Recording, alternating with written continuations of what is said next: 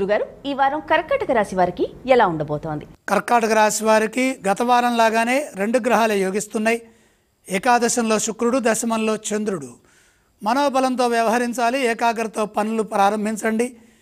సరైన ప్రణాళికల ద్వారా పనిచేస్తే ఎటువంటి ఇబ్బందులు ఉండవు.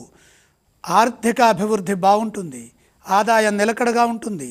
ఏకాదశంలో ఉన్న శుక్రయోగం సర్వదా శ్రేయస్సును పెంచుతుంది. భవిష్యత్తుకు అవసరమైన ఆర్థిక ప్రయోజనాలను దృష్టిలో పెట్టుకొని అందుకు అవసరమైన ప్రయత్నాలు, ప్రణాళికలు సిద్ధం చేసి తదనుగుణంగా కార్యరూపాన్ని పొందాలి.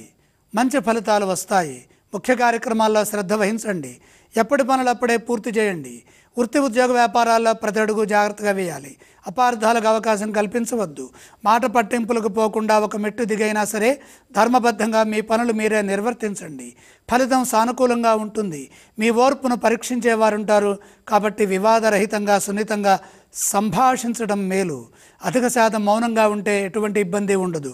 కుటుంబ సభ్యులతో కలిసి చేసే పనులు విజయాన్ని ఇస్తాయి.